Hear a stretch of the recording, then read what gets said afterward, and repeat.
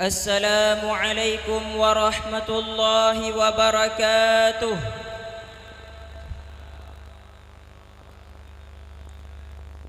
الحمد لله الذي فضلنا بالإسلام وعلمنا بالقلم ما لم نعلم، والصلاة والسلام على خير الأنام بعثه الله إلى الخلق كله رحمة، وعلى آله وأصحابه وتابعه ذوي الفضل والإنعام.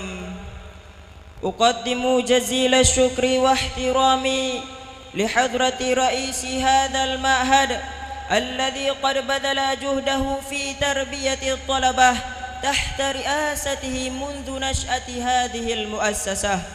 وأقدم احترامي أيضا للمعلمين الذين بذلون استطاعتهم في تعليمنا حتى انتهاء الدراسة التي تبحرناها جميعا في هذا المعهد.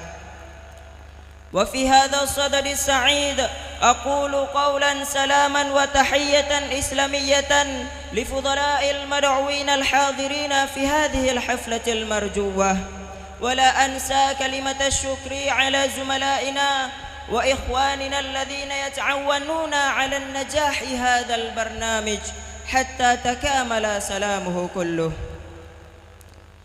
أيها الحاضرون المحترمون، أنا طالب من الطالبين، نائب من زملاء في إلقاء كلمة الفراق بيننا من المستوى الأخير وإخواننا من المستوى الأول والثاني للمدرسة العالية، ومن طلبة المعهد التابع لمؤسسة أم الأيمان، أقول أن الفراق هو لازم إذا تقدمه اللقاء، ولا نجد اثنين يجتمعان إلا ومعهما الفراق، حتى بين الزوجين اللذين يبنيان تحبا سيفرقان، إما بموت أحدهما وإما لأسباب أخرى، لأن ما سوى الله لا بقاء ولا دوام له. وفي أول وهلة أقول نحن من إخوانكم في الدين والعقيدة، لا نخلو من نسيان وخطأ، كما ورد في أحد الأخبار: الإنسان مكان الخطأ والنسيان، ولذا نرجو من إخواننا عفوا كثيرا بما نسينا أو أخطأنا من السلوك عندما نعاملكم طول حياتنا في هذا المعهد.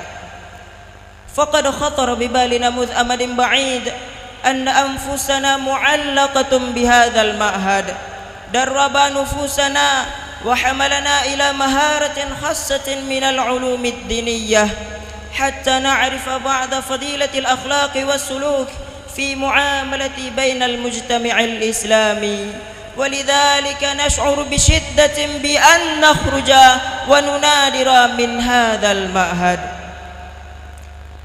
أيها الحاضرون في الدين والعقيدة، وفي الحقيقة أننا لم نستطع على أن نجد العلوم لبها والمعرفة قلبها، وإنما وصلنا أمام بابها ولم نجد مفاتح لكل باب منها، وإنما نستطيع أن نصورها بصورة غير واضحة.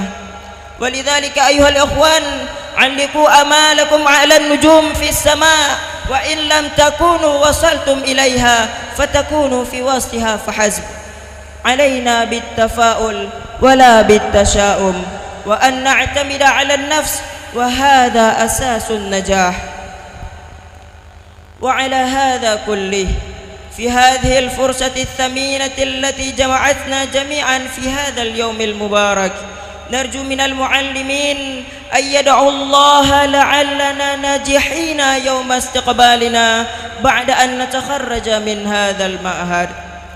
وفي الأخير نرجو من إخواننا الذين يتعلمون في هذا المعهد أن يجتهدوا في الدروس وأن يتمثلوا بالنظام الدراسي الذي رسمه المؤسس، واعلموا أن أعمالكم وجهودكم سيرها الله وملائكته، وسيبارككم في تعلمكم ويحقق أمالكم يوما ما، والله المستعان على نجاحكم هذا. واجتنبوا السيئة والمعاصي لأن العلم لا يلحق نفسه بالعاصي، ولأن تعالى لأن العلم حرب للفتى المتعال. واعلموا أيضا أن العلم بحر لا طرف له وسماء لا حد له. وهذا تحرير كلامي، ولمرة ثانية نرجو من المعلمين والحاضرين عفوا كثيرا وشكرا متواليا، والله الموفق إلى أقوم الطريق. السلام عليكم ورحمة الله وبركاته.